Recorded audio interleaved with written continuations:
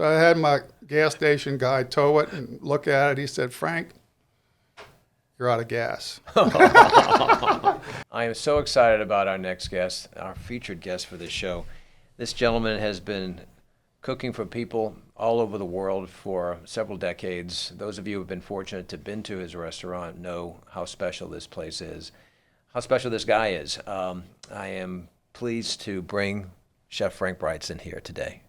Thank you, Mark. I'm so happy to be here. It's a beautiful day in New Orleans. It is. You know, it's always a good day in New Yeah, it Orleans, is. right? Especially with you around. Ah. So I got to start with the 40th anniversary. How are you and Marna, your beautiful wife, feeling about that? Oh, we're so excited, Mark. 40 years Brigtsen's has been open, and along with her two sisters, Sandy and Rhonda, we've been it together all these years. And it's a true mom and pop restaurant. And it's our happy place.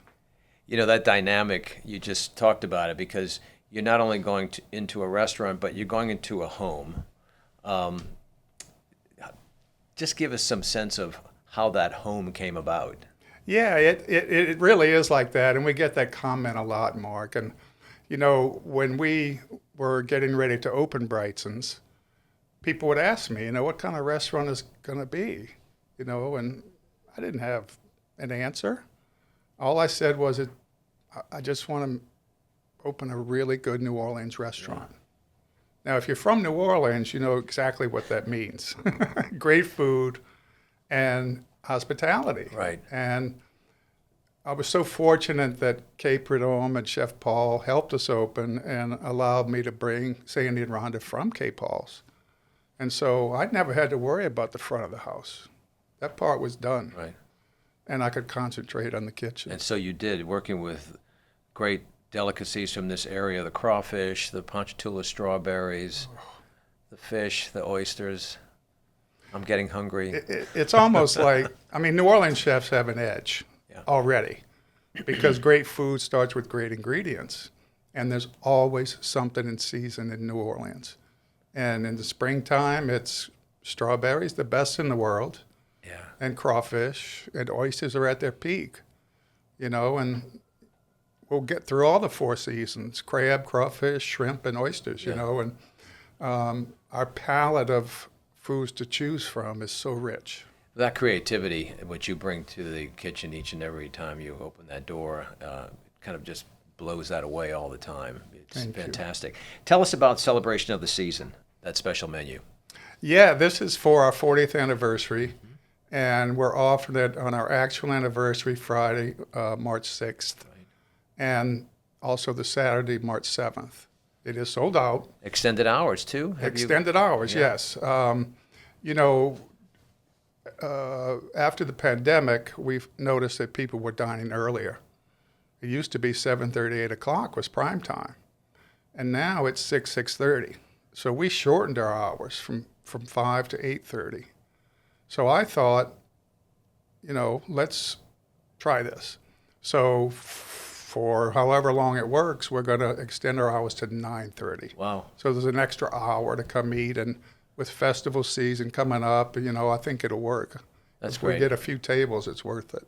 Definitely. As you say, you're sold out, but people can still make reservations going into the season of the spring. All these festivals that are happening, people will be looking for things to do on the weekends as well. But best wishes with that. And once again, Thank happy you. 40th. Now let's take you back your early days growing up in the area, and how you came to be in the kitchen. What was the inspiration that you had for that? Well, Mark, it's I'm fourth generation New Orleanian. My great grandfather came to New Orleans from Bergen, Norway, and worked on the riverfront. And my dad was a New Orleans boy through and through. Grew up not far from here. And when I went to college, I went to LSU, and I was originally steering towards architecture. And 2 weeks before college started, I decided to go into fine arts.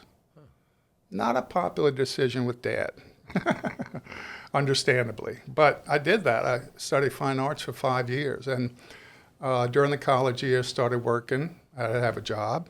So I started working in a sandwich shop, and then a pasta place, and then I became a night manager at the pasta place. So when I moved back to New Orleans, I understood that I really liked being in the kitchen.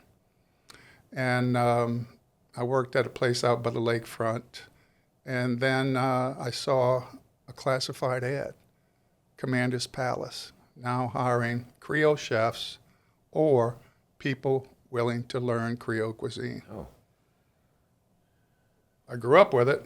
I'm ready to turn it into a profession. So many people have gone through that Commander's Palace kitchen. Who was the first chef that you worked under there? Chef Paul Prudhomme, Wow. 1978. And there's some history there with you. Oh, absolutely. And it was my culinary school. I was there 6 months, and I worked every station in the house. I learned how to shake a skillet. Wow. And as is very common in the restaurant industry, Mark, it's often circumstances that create opportunity. You know, this chef got sent home. Frank, you're on hot apps. 2 chefs didn't show up. Frank, you know how to make an omelet. No.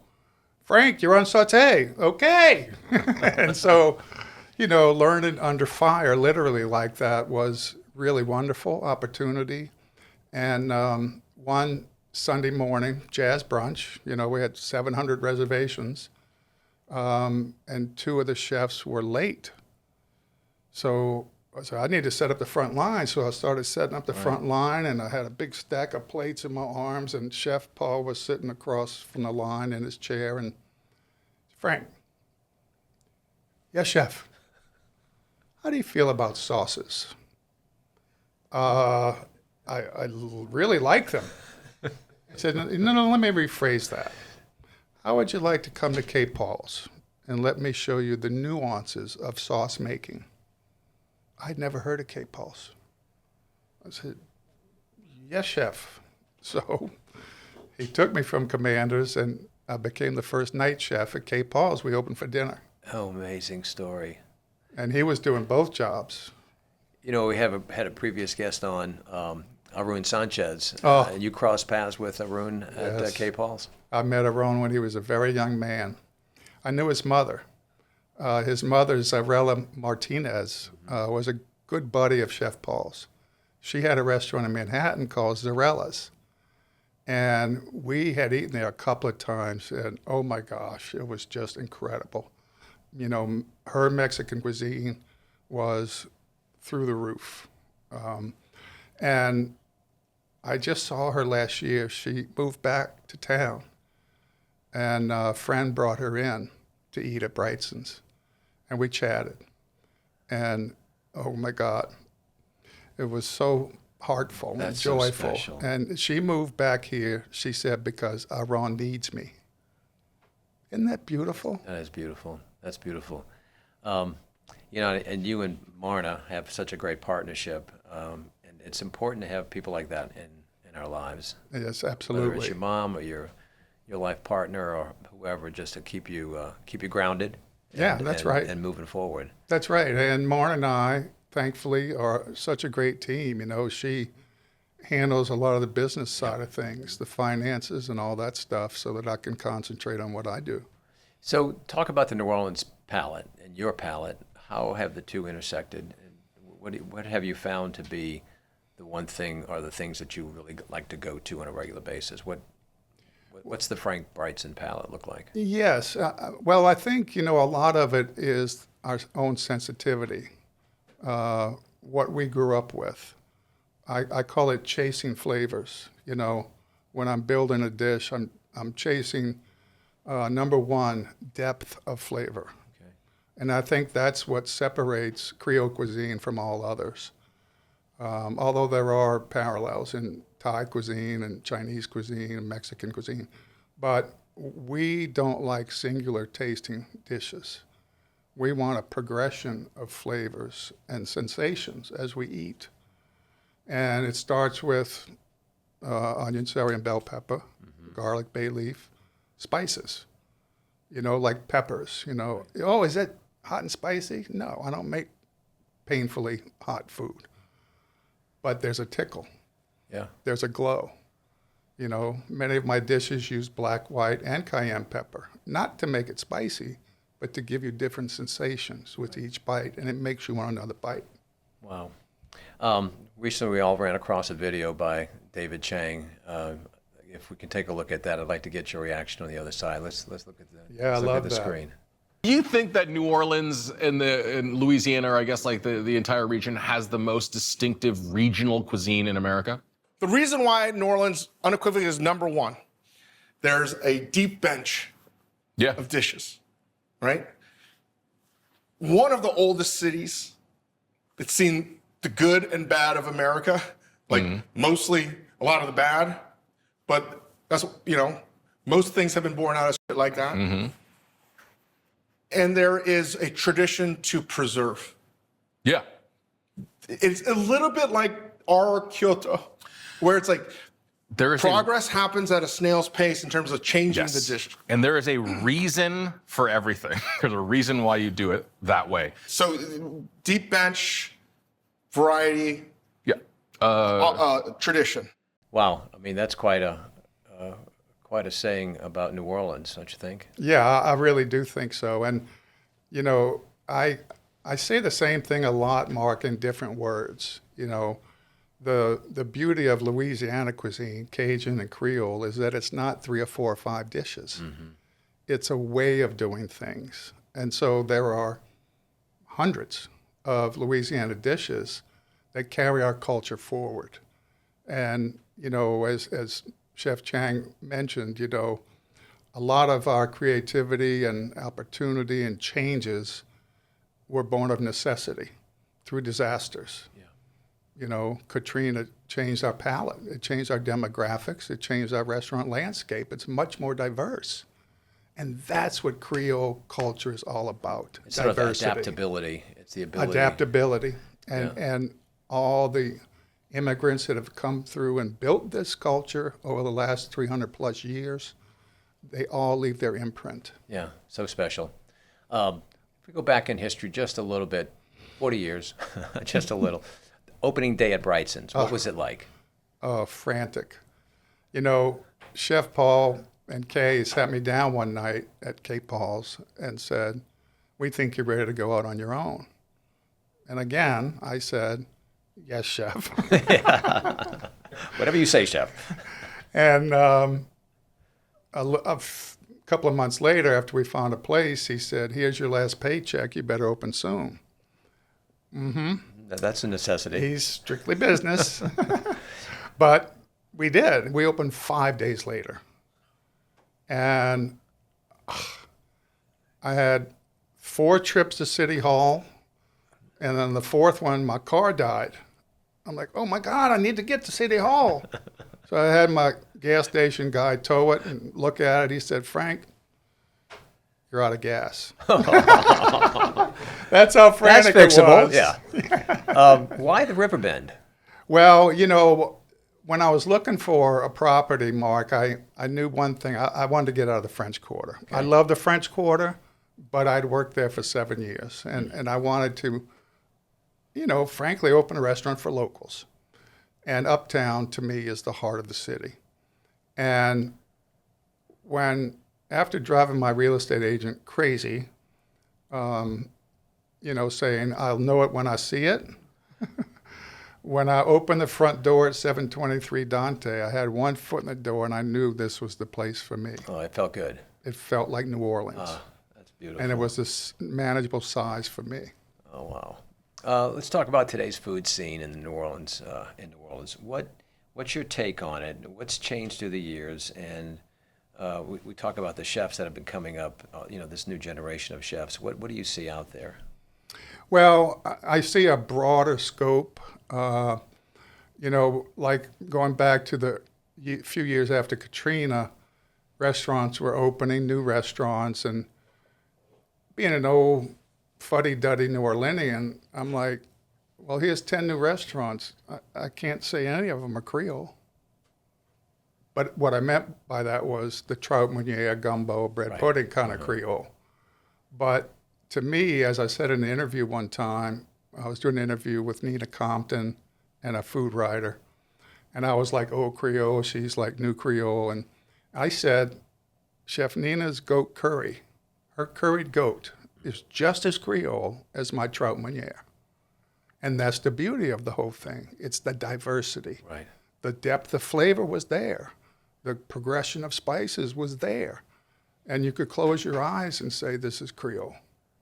And I think today, you know, I taught for many years at the John Fo's Culinary Institute for 17 years and at NOLA with high school culinary students, and this is the joy of my life. And, you know, seeing some of them really starting to come into themselves. And that's why I taught.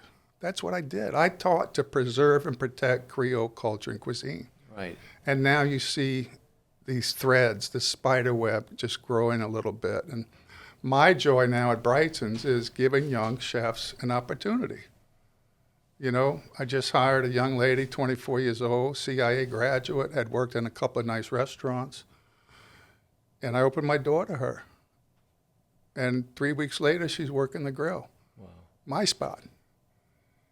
That gives me the greatest joy. You're playing the role that Chef Prudhomme played for you. Exactly right. With her. Exactly right. That's and that's amazing. my joy. Yeah, and then, you know, we have schools like Cafe Reconcile, Yes. experiences like Cafe Reconcile in Noki, even the kids coming out of NOCA, and as you said, Nickel State with John Folse's program. I mean, you've got this next generation.